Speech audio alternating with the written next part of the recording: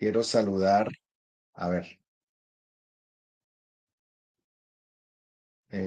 quiero saludar por un lado, es que por acá la gente de Instagram creo que no me está viendo. Estoy tratando de que me vean, pero no sé, algo ocurre, ¿no?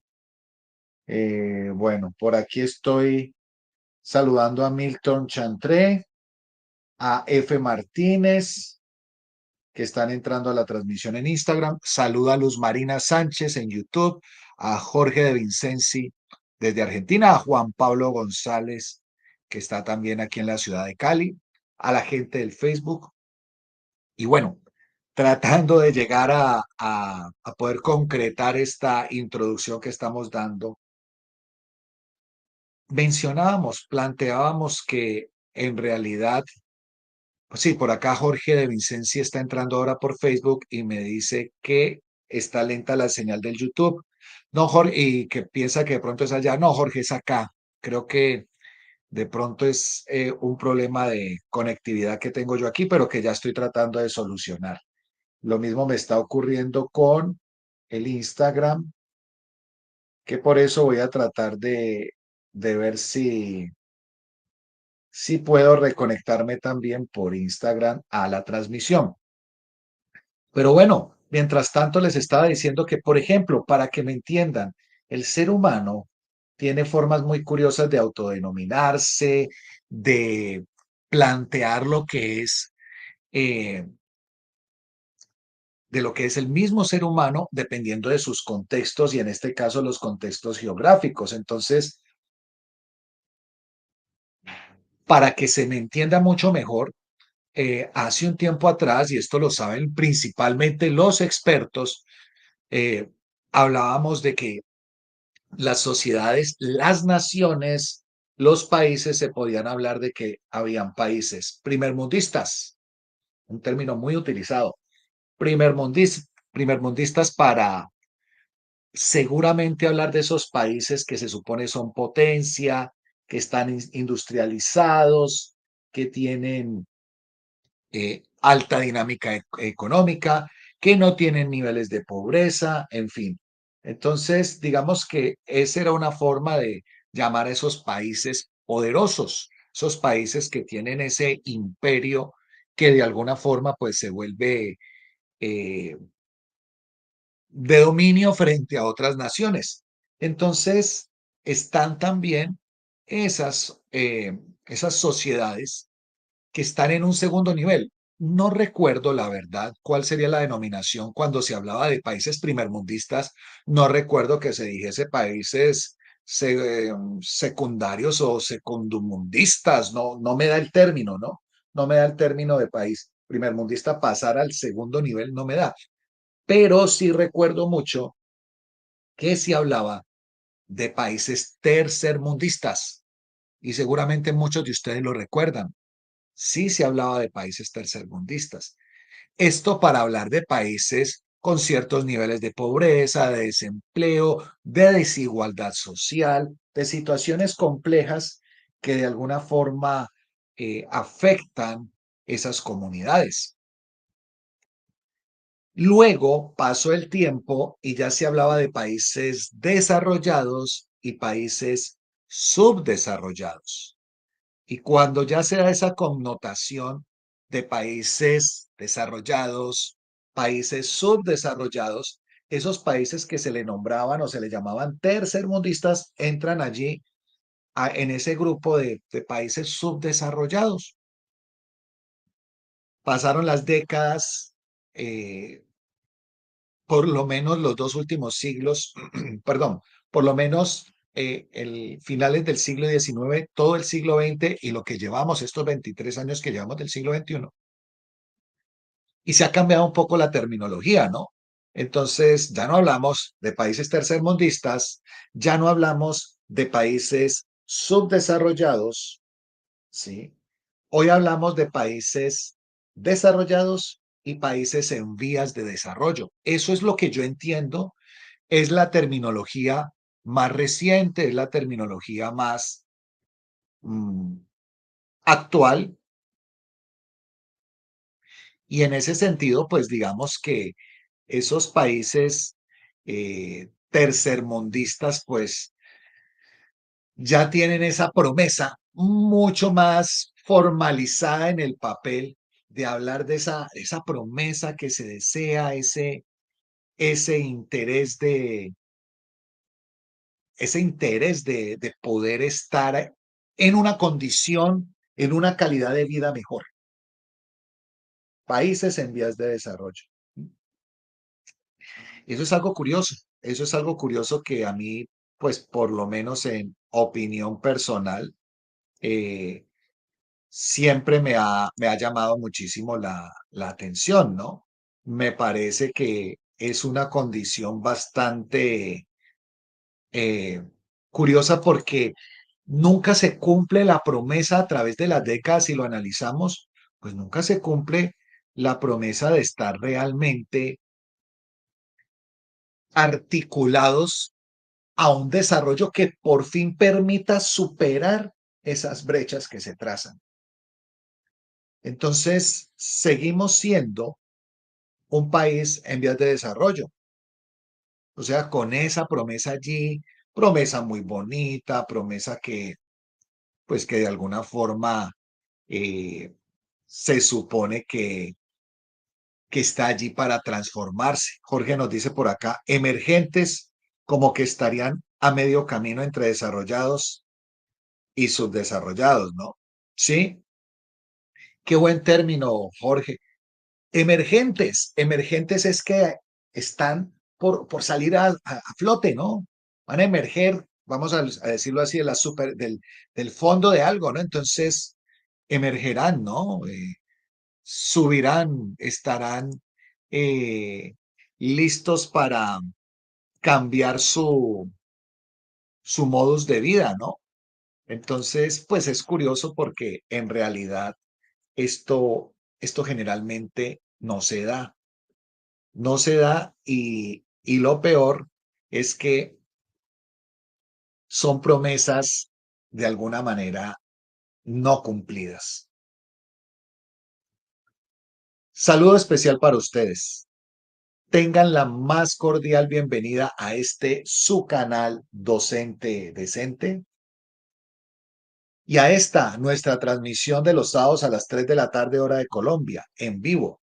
Este espacio que se llama Nuestra Clase. Hoy estamos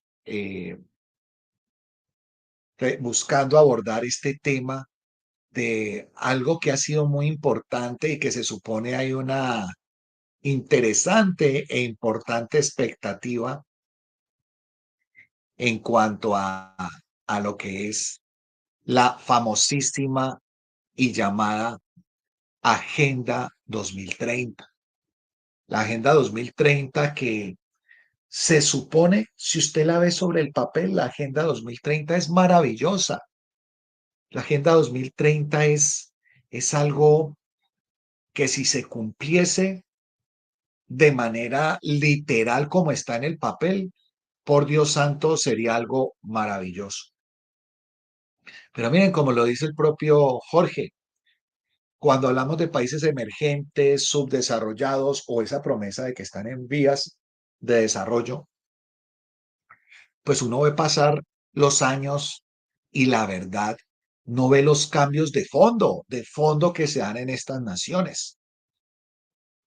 Así que hoy quise darme como a la tarea de compartir con ustedes cosas que me llaman la atención al respecto.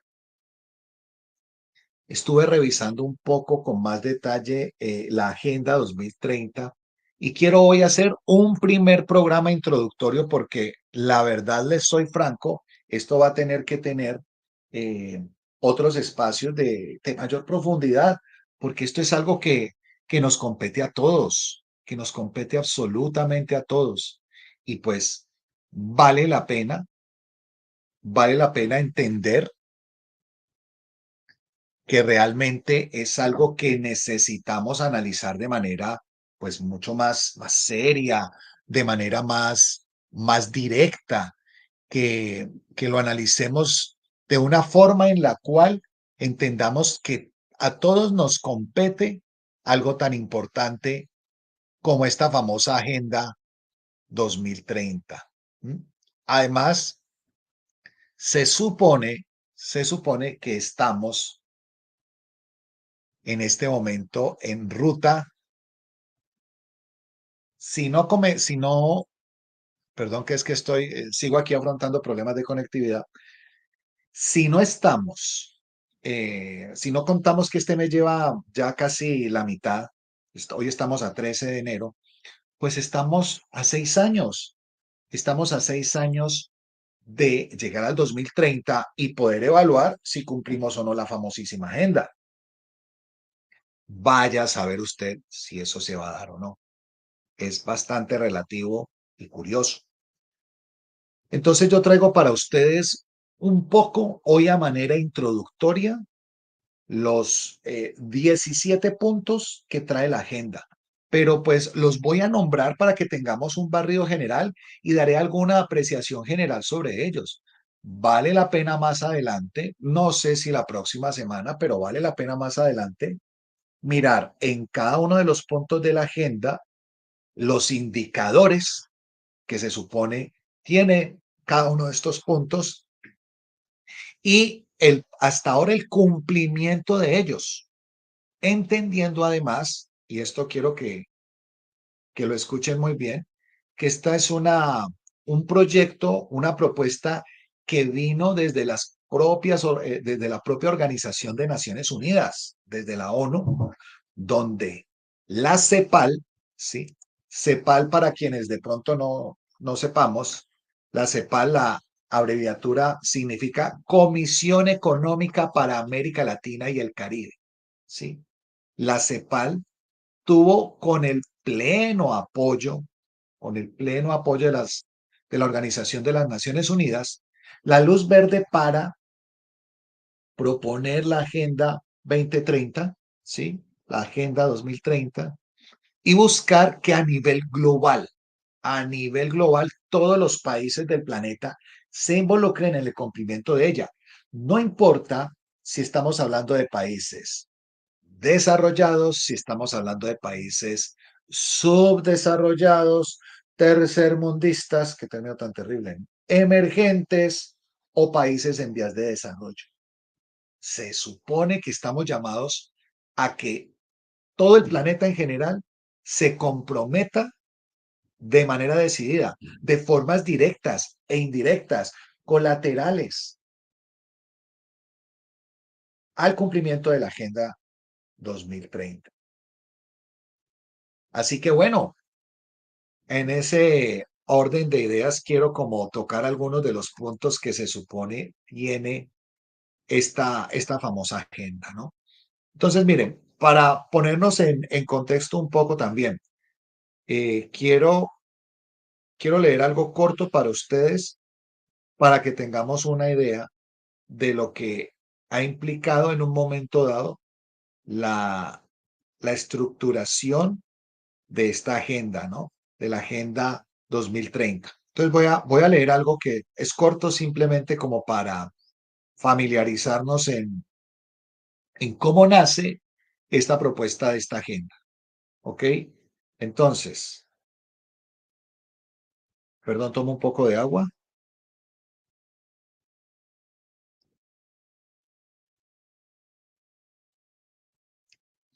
Miren, la Agenda 2030 para el Desarrollo Sostenible se aprobó, óigase bien, en septiembre de 2015, en lo que es la Asamblea General de las Naciones Unidas, que dio, insisto, la luz verde al CEPAL para que esto estableciera toda una serie de cronogramas, actividades, planes de intervención, de mejoramiento, de seguimiento, para que esto se cumpla. Es una visión transformadora hacia la sostenibilidad. Mire usted, sostenibilidad económica, social, ambiental, qué tema tan importante, tan necesario, de los 193 Estados miembros que la suscribieron. Y será una guía de referencia para el trabajo de la institución en pos de esa visión durante los próximos 15 años. Cuando digo durante los próximos 15 años, es lo que se determinó en el 2015 para llegar al 2030. Hoy estamos a 6 años. Mire usted, han pasado 9, así que valdrá la pena ver qué tanto estamos lejanos o cercanos de esos 17 puntos que se plantean. Suenan muchos, ¿no? Por eso yo insisto, yo se los voy a nombrar y hoy vamos a hacer simplemente un pequeño acercamiento a ello. E insisto también, me parece que valdrá la pena indagar un poco en algunos de estos 17 puntos, en cómo están actualmente, qué indicadores de resultado hay para ello. Por ejemplo, les puedo ir anticipando. Hay estudios claros e indicadores de resultado a 2022. Como estamos iniciando el 2024, se están sacando todos los indicadores, reportes y registros para poner en la opinión pública los indicadores del 2023.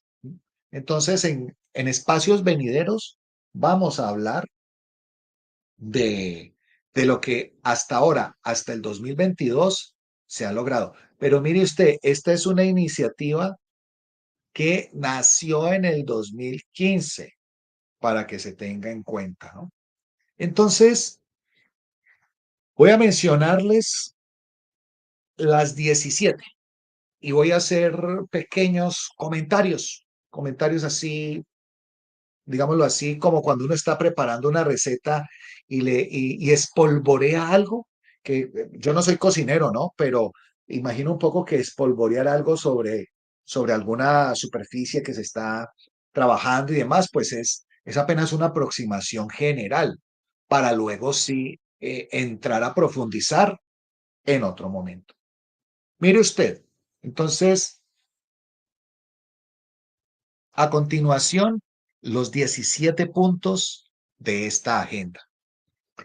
Punto número uno, y la verdad me parece fantástico que el que les voy a leer sea el punto número uno, porque si bien es cierto, seguramente en ciertos países llamados primermundistas, desarrollados, sí, pues no saben ni siquiera lo que es lo que voy a nombrar, pues realmente es un asunto de todos, ¿no? De todas las naciones, de todos los países. Entonces, punto número uno, atención, poner fin a la pobreza en todas sus formas en todo el mundo. ¿Mm?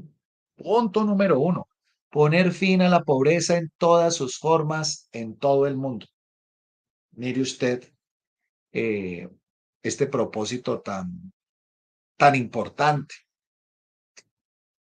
Eh, Voy a leer el 2 porque el uno, 2 y de una vez también les digo, el 3 pues tienen que ver. Por supuesto, si nos ponemos a analizar, los 17 puntos están entre tejidos, tienen relaciones, ¿no? Pero voy a hacer un énfasis relacional a los tres primeros, entonces los voy a leer los tres. Arranco de nuevo con el primero. Poner fin a la pobreza en todas sus formas en todo el planeta, en todo el mundo. Ese es el uno. Dos, poner fin al hambre, lograr la seguridad alimentaria y la mejora de la nutrición y promover la agricultura sostenible. Este punto número 2 en realidad tiene dentro varios puntos, ¿no?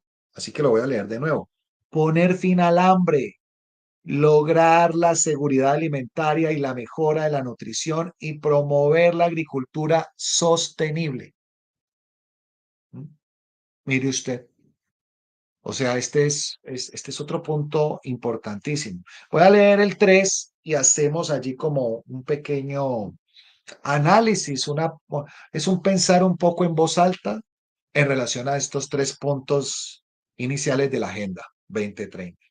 Entonces, el tercero lo que nos dice es garantizar una vida sana y promover el bienestar de todos a todas las edades. Me gusta eso. Voy a leerlo de nuevo.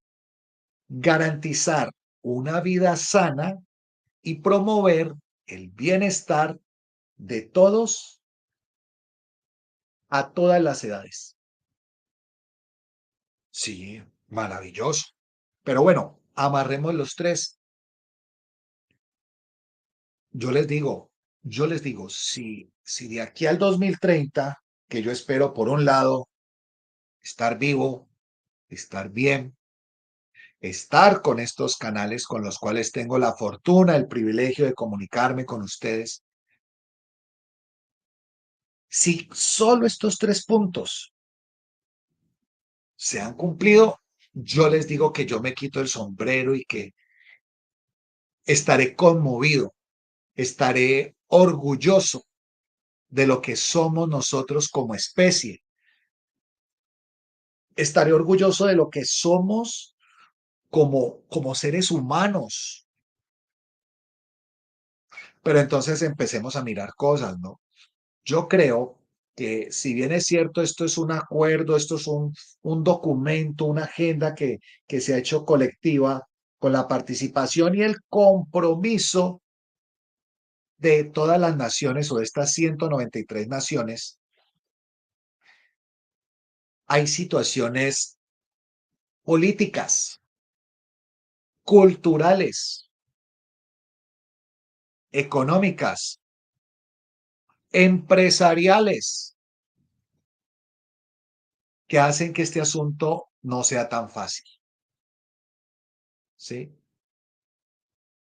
Eh, ojalá, pero mire usted, hoy en día, si la Agenda 2015, perdón, si al nacer todo en el 2015, esta propuesta de la Agenda 2030, y empiezan a pasar los años, mire usted que del 2015 al día de hoy, imagínese usted, han pasado por lo menos 8 años.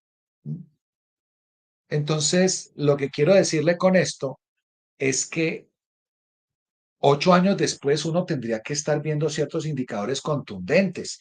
Y aunque yo no soy experto en esto, vamos a hablarlo desde mi país. Queda la tarea, si tú me estás escuchando desde otro país y no solamente vives en otro país, sino que también tu nacionalidad es de otro país, pues qué bueno que tú puedas revisar si en tu contexto cómo está, por ejemplo, la condición de pobreza, porque es que nosotros en Colombia seguimos teniendo pobreza y tenemos niveles de pobreza muy complejos y hay zonas que son mucho más pobres que otras, pero la pobreza está prácticamente en todos los entornos. No solamente hay pobreza en Colombia en esos lugares, eh, en esos lugares alejados de las ciudades, en esas zonas eh, rurales, sino que en las propias zonas urbanas, en las grandes urbes, en las ciudades, usted encuentra pobreza, con un agravante, por lo menos en estos países donde estamos nosotros, que han sido llamados para retomar subdesarrollados, emergentes o en vía de desarrollo. Y es que la pobreza se vuelve negocio, negocio, negocio. Y los entes estatales, no sé qué ocurre, que no tienen acciones claras o contundentes para la erradicación de la pobreza. ¿Cuántos gobiernos no han pasado donde se habla de la erradicación de la pobreza? Y ello no ocurre. Por supuesto, este punto está muy ligado con el 2 para que hagamos esa relación que prometí.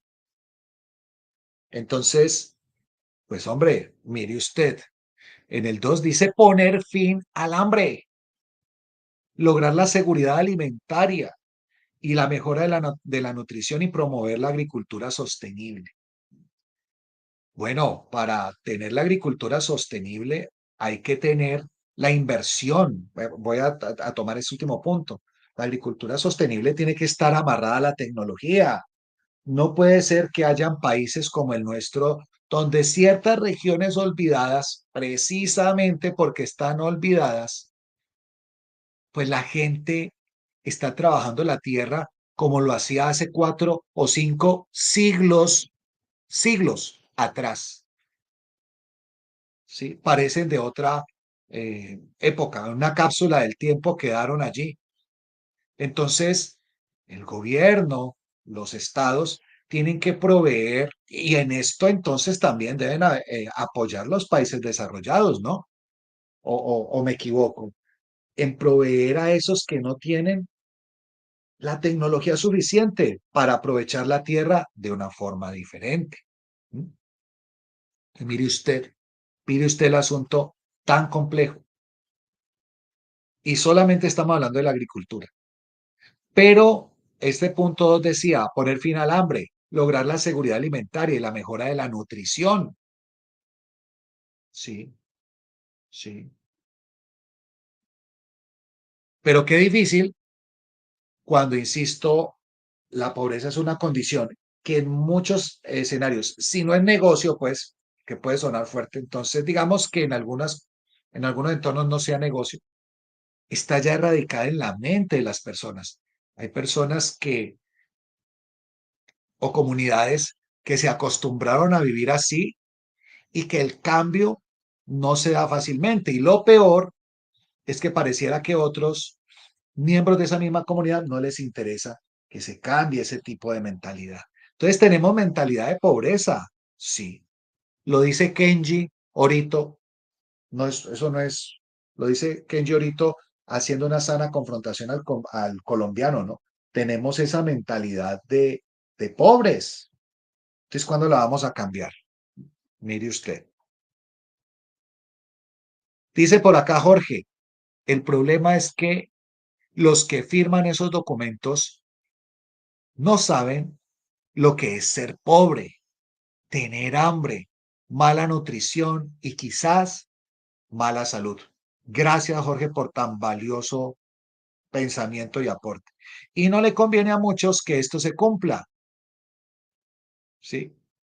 Totalmente de acuerdo con lo que dice Jorge. Tristemente es así. Así que esta es de las cosas, pues, que también se nos convierte en una situación bastante dolorosa y compleja. Entonces, digo yo, ¿será que vamos a cumplir? Estos solo 3 puntos los vamos a cumplir en la Agenda 2030. ¿Será posible? Ahí es donde yo les digo, si esto se cumple así como dice, solamente estoy leyendo el título, porque entendamos que esto tiene todo un contenido de fundamentación, cada uno de estos puntos, y tiene unos indicadores para lograrlo. Por eso les digo que este documento vale la pena verlo con detalle. Hoy estamos dando un abrebocas, y es un abrebocas un poco de confrontación, ¿no? Donde, insisto, pues ojalá nos equivoquemos en muchas cosas. Bueno, por acá eh, dice Jorge también que esto está muy atado a la educación y decisión de querer educar. Mire usted, totalmente de acuerdo, Jorge, gracias. Sí, eh, nos falta esa cultura enfocada seriamente a la educación y al querer educar. Y complemento lo que dice Jorge desde Argentina, saber en qué educar, que no hayan nichos de educación en fundamentos distractores. No sé si me estoy dando a entender, pero a veces también ocurre que la educación se va por ramas que no son fundamentales para el ser humano o por lo menos para el momento que estamos viviendo hoy en día. O sea que eso también se vuelve fundamental. Bueno, avancemos que quiero nombrarles, dejarles ahí sobre el tapete los 17 puntos. Entonces sigo, voy al cuarto. A propósito de lo que dice Jorge, mire usted, a propósito de lo que está diciendo Jorge, el punto 4 es garantizar una educación inclusiva y equitativa de calidad y promover oportunidades de aprendizaje permanente para todos. Punto complejo, punto complejo. Y voy a hacer un análisis ahí ya directo. así espolvoreadito, como lo dijimos ahora en la receta de cocina, superficial, para continuar. El tema de la educación es algo muy complejo y yo creo que ustedes saben que en una sociedad posmoderna como la que estamos viviendo, pues la educación no se salvó desde hace muchas décadas atrás, no se salvó de estar amarrada, abrazada negativamente del capitalismo voraz, salvaje y de consumo. ¿Qué significa eso? Que la educación también tiene un precio, un valor, un negocio. Entonces, educar se ha vuelto algo bastante complejo y que por el contrario no es inclusivo ni es equitativo. Quienes tienen el dinero y el poder adquisitivo se educan en instituciones que tienen alto prestigio, que tienen alto poder, que si usted está en esa élite y se educa en esas líneas, seguramente va a encontrar oportunidades de desempeño, de trabajo, de roles sociales de alto poder. Pero ojo, es que eso no lo va a tener cualquier parroquiano. Entonces, ¿qué ocurre? Ah, no, que es que está la educación pública, que dónde me deja usted la educación pública. Claro que la educación pública existe y hay educación pública muy buena, pero tenemos problemas porque cuánta gente no quiere ingresar a instituciones públicas y como el aparato estatal no da la garantía de poder acoger, de cobijar a todos, entonces se vuelve también casi un imposible poder entrar a instituciones públicas donde económicamente sería más manejable para el sujeto interesado asumir económicamente esa inversión de educación. Entonces, volvemos a lo mismo, ¿estamos preparados para hacer un cambio en esto? ¿Se está dando un cambio ya progresivo en esto? ¿Acaso estamos sabiendo que a 6 años de que lleguemos al 2030 vamos a tener una educación con estas características que dice el punto 4, una educación inclusiva, caracterizada por la equidad, eh, que dé oportunidades de aprendizaje permanentes para todos? Pues primero hay que pensar en incluso en que nos preguntemos todos qué es aprender, ¿no? ¿Cómo aprendemos? ¿Qué debemos aprender? Entonces, aquí hay otro reto bravo. Y miren, qué pena, ¿no? Yo no quiero lucir pesimista, seguramente que lo estoy mostrando ser pesimista, pero en realidad y en definitiva, pues es un asunto preocupante porque en realidad el tema de la educación es otro de los retos a transformar y que si esta agenda se creó en 2015, en septiembre, entonces digamos que se arrancó en 2016, pues mire usted, 2016, a lo que llevamos hasta ahora, 7 años entonces, yo dije ahora 8, pongámosle 7, pues a mí no me queda muy claro que uno vea, digamos que no tendríamos que ver todavía metas consolidadas, metas absolutamente que hayamos llegado a ellas, pero sí deberíamos ya ver un proceso de cambio interesante. Tal vez estoy siendo ajeno a muchas cosas. Si lo estoy haciendo, si estoy siendo ajeno a cosas que tú me quieras comentar, por favor no dudes en hacerlo. Me vas a ayudar muchísimo a comprender mejor este asunto. Vamos al punto quinto, lograr igualdad, igualdad de género y empoderar a todas las mujeres y las niñas. Bueno, en este caso el tema es muy directo, es en el caso precisamente del género femenino. Interesantísimo. Yo podría decir que este es uno de los puntos que uno ve que ha habido cierta evolución, sin embargo, también hay ciertas cosas muy complicadas todavía y en países como el nuestro tenemos todavía problemas de género muy delicados.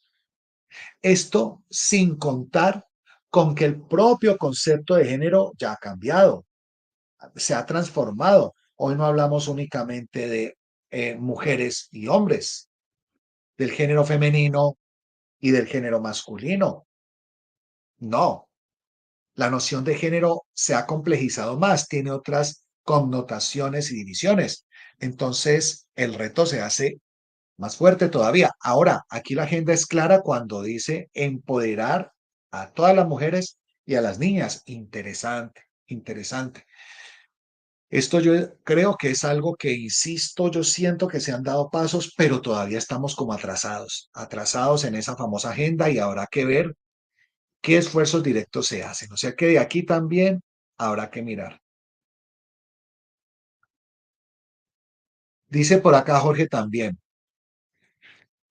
que la educación es una parte, ¿no? La otra, cuando la política mete la ideología y más que educar intenta lavar la cabeza y mostrar una sola visión. Totalmente cierto, Jorge, y delicado además. Sí, lo vuelvo a leer. La política, cuando es un problema, cuando mete la ideología y más que educar, intenta lavar la cabeza y mostrar una sola visión. Jorge, gracias por ese testimonio. Además, tú, quizás como nosotros también en Colombia, tú en tu país, en Argentina, has vivido cosas complejas, han vivido cosas con gobiernos, con posturas complejas, que en un momento dado seguramente se han dado este tipo de dinámicas. Así que queda también ahí como la tarea para todas las naciones y países. Bueno, ¿hasta dónde estamos preparados con el tema de la educación, con el tema de género? ¿Mm? Que me parece que son fundamentales. Mire lo que dice el punto 6. Vamos al 6. Dice, garantizar la disponibilidad y la gestión sostenible del agua y el saneamiento para todos. Voy a amarrarlo con el siguiente. Garantizar el acceso a una energía asequible, fiable, sostenible y moderna para todos. Oiga Dios, si esto es complejo, ¿no? Esas dos me parece que son muy importantes, pero a reto tan complejo. Las leo nuevamente las dos y doy una opinión allí. Garantizar la disponibilidad y la gestión sostenible del agua y el saneamiento para todos. Garantizar el acceso de energía asequible, fiable, sostenible y moderna para todos. Sí, pero pues yo les digo, yo lo hablo desde mi país. Esto del tema del agua es complejo. Mire, hace unas semanas atrás tuve la oportunidad de estar unos días en Riohacha, que es la capital de nuestro departamento de La Guajira, que es al norte y en la punta de nuestro país. Y pues la verdad, con tristeza, Riohacha, yo no sé, yo creo que nunca ha tenido la posibilidad de ofrecer agua potable en la ciudad. Y hoy en día, en pleno siglo XXI, no lo ha hecho todavía. O sea, en los grifos, en las llaves de agua de los hogares, pues usted puede lavar los platos, seguramente bañarse, pero no puede beber el agua. Claro, y esto pasa también para mucha gente en muchas ciudades le dicen, no, no beba el agua de la llave, compre un purificador o compre tal cosa, porque es que tal, sí. Y solamente estoy dando un ejemplo puntual. El tema del agua es más delicado todavía, ¿no? Es más delicado, pero estoy dando simplemente un ejemplo. Hay lugares en nuestro país donde no hay agua potable, ¿sí? O ni siquiera hay agua. A la gente le toca caminar horas por montes, por montañas y llegar a un lugar donde quizás hay pozos y extraen líquido, el preciado líquido del agua, pero incluso le tienen que hacer algún tipo de tratamiento, así sea casero, para que su ingesta pues no los enferme. Entonces, esto es otro punto que yo veo bastante complejo. Muy amarrado a ello está el punto 8, que es promover el crecimiento económico sostenido, inclusivo, sostenible, el empleo pleno y productivo y el trabajo decente para todos. Oiga, este 8 me parece espectacular. Lo leo de nuevo. Promover el crecimiento económico sostenido, inclusivo, sostenible, el empleo pleno, productivo y el trabajo decente para todos. Mire, yo no sé, yo lo voy a hablar desde Colombia, pero creo que esto pasa en ciertos países hermanos. No me atrevo a decir en cuáles, pero yo creo que tenemos modelos similares a lo que yo voy a plantear. Está visto que en los países, volvamos a recordar, subdesarrollados, qué maluco, ¿no? Países emergentes o países en vías de desarrollo, en muchos de estos países, si no en todos, está la famosa economía informal. La sola presencia de la economía informal ya desbarata este punto 8, porque estamos hablando de un crecimiento económico sostenido, inclusivo, sostenible, un empleo pleno. La gente que vive de la economía informal no tiene la oportunidad de tener por ese empleo una seguridad social, una posibilidad de que por ser empleado, así sea en un empleo informal, tenga un registro para poder ir a una clínica, a un centro de salud. Recuerde que cuando hablamos de empleo pleno, no solamente es tener una remuneración económica, un salario, sino que por ley, lo digo aquí en Colombia, por ejemplo, y sé que en otros países debe ser así, entonces deben estar en una EPS, que EPS significa entidad promotora de salud, o sea, un centro de salud, un hospital, porque como usted ya es trabajador, entonces la empresa pone una plata allí, usted pone otra. Entonces, ¿qué pasa con los que son empleados informales? Están empleados, sí, pero informalmente no tienen esta oportunidad, ni mucho menos tienen tampoco un fondo de pensiones. La pensión para ellos no existe, ¿sí? Entonces, empleo pleno, ¿qué tema tan complejo es? Y un trabajo decente para todos. ¿Cuánta gente precisamente, sobre todo en el empleo informal, no trabaja en condiciones poco decentes, poco sanas? No tienen un lugar donde hacer sus necesidades fisiológicas, no tienen un lugar donde tener un buen reposo, un buen descanso. Estoy dando solo ejemplos. Entonces, mire usted, esto es más complejo de lo que uno imagina. 9. Construir infraestructuras resilientes, promover la industrialización inclusiva y sostenible y fomentar la innovación. Este punto 9 es un punto que huele, que sabe a países primermundistas, donde hay infraestructuras resilientes, donde hay industrialización y tecnología de punta, donde la innovación está allí, donde hay inclusión de toda la comunidad en la industria de una u otra manera. Sí que estamos distantes en esto. Si por dar un pequeño ejemplo, la infraestructura vial de las ciudades, cuántas cosas no hay complejas aquí. Y muchas veces, por la negligencia de no prestar atención a tener una infraestructura vial apropiada, suceden accidentes, tragedias. Es un pequeño punto que estoy dejando allí. Voy a seguir porque el tiempo se nos está agotando y quiero nombrar al menos los 17 puntos para que queden allí, para que queden sobre la mesa. 10. Reducir la desigualdad en los países y entre ellos. Oiga, si yo estando en Colombia, que supone es un país tercermundista o emergente o en vías de desarrollo, siento que pese a eso tenemos una manera apropiada de vivir. No sé qué pasa en ciertos países del África, en ciertos países asiáticos, en ciertos países o lugares de Centroamérica. Vamos a lograr erradicar la desigualdad al interior de los países y vamos a lograr erradicar la desigualdad entre los países. El título suena bastante ambicioso, déjeme decirle.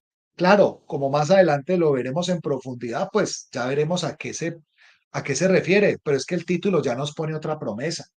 Promesa, promesa, promesa. No sé, lo veo complejo. 11.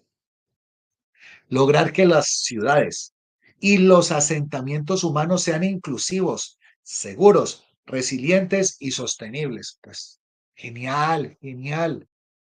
Pero yo creo que estamos atrasados en la agenda. Seguramente esto puede ser posible, pero no sea el 2030. Genial, hombre, es que si sea el 2030 y me equivoco, oiga, voy a ser el primero que con alegría voy a decir me equivoqué porque sí se hizo. Pero sigamos, sigamos y les leo, ese era el 11, ¿no? Vamos al 12. Garantizar modalidades de consumo y producción sostenibles. Claro, esto ya tiene que ver un poco con el planeta. Nosotros a veces nuestro consumo se vuelve consumismo exagerado, intenso, desproporcionado, y por eso tenemos a la Tierra en jaque mate prácticamente. Entonces, si logramos modalidades de consumo más inteligente, más amigable, pero de verdad con el ecosistema y que sean sostenibles, autosostenibles, seguro. Hay cosas que se han logrado al respecto, pero por un lado necesitamos que lo que se ha logrado no sea una situación exótica de algunos países o de esos países que tienen el progreso allí siempre. No, que esto sea un efecto dominó para todos. 13. Adoptar medidas urgentes para combatir el cambio climático y sus efectos.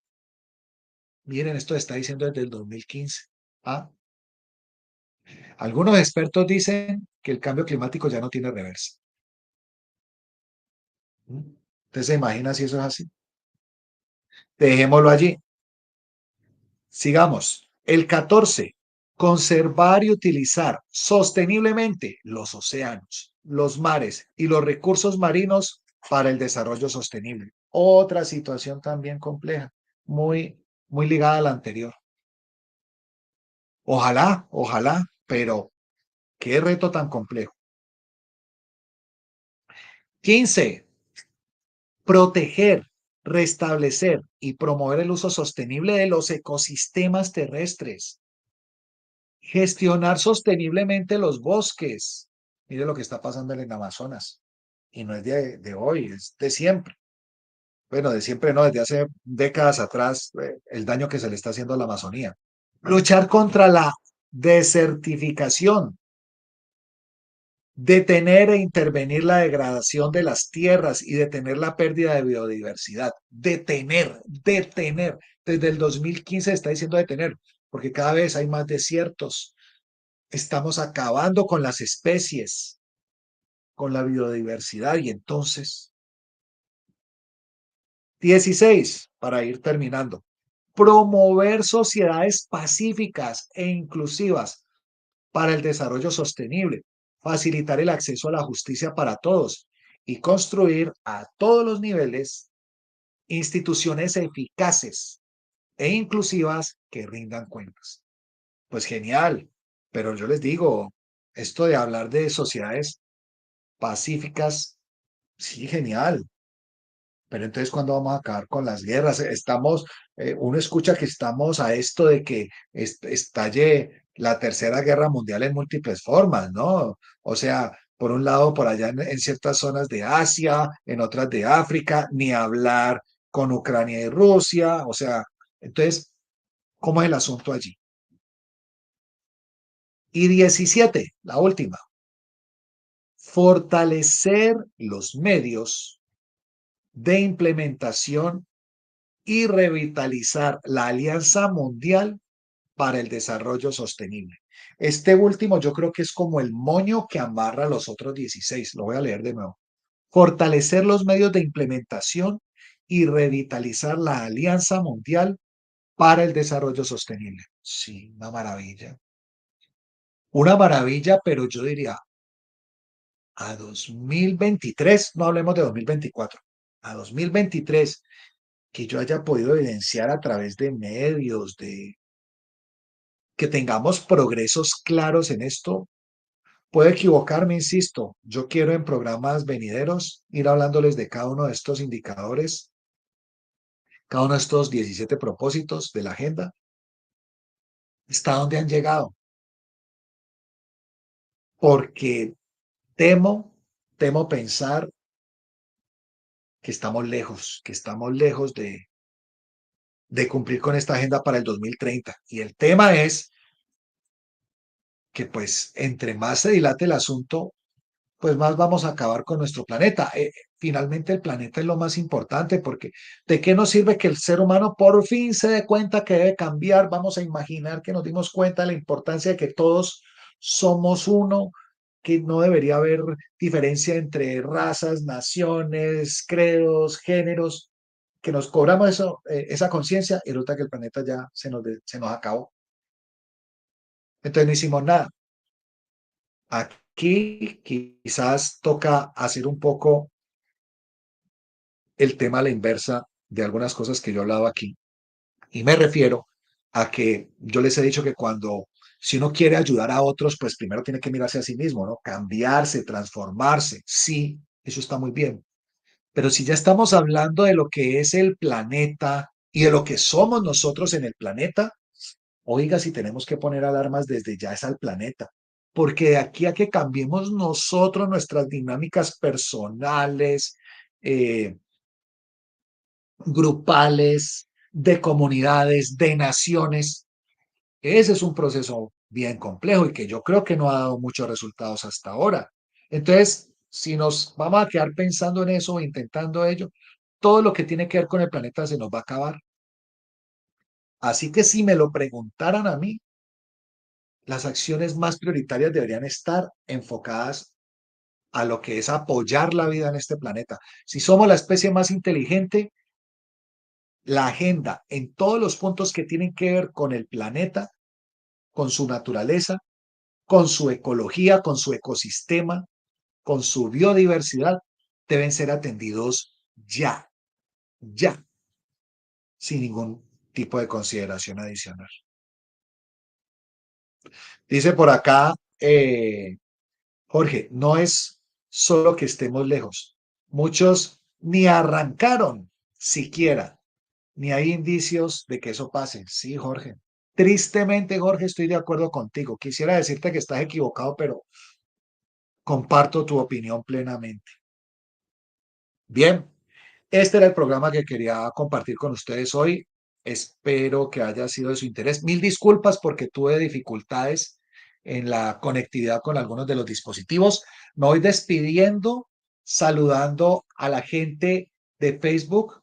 Voy despidiendo transmisiones. Entonces, la gente del Facebook, de mi Facebook personal, quienes quieran de pronto ver por allí algo mío, Francisco Javier Salazar Vargas en Facebook. Me voy despidiendo allí. Muchas gracias por acompañarme.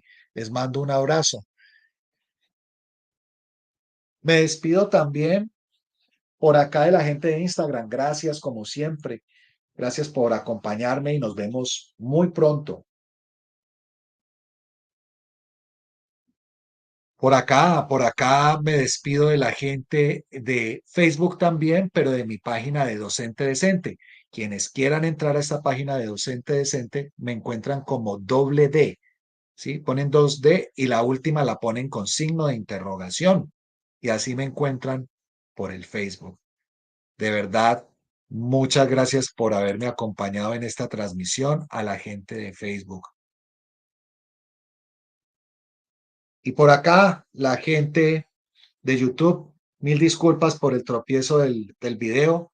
Eh, espero poder editarlo un poco y para que quede bien porque tuvimos tropiezos al inicio.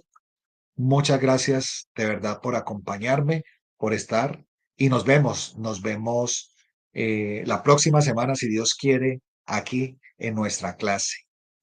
Chao, chao.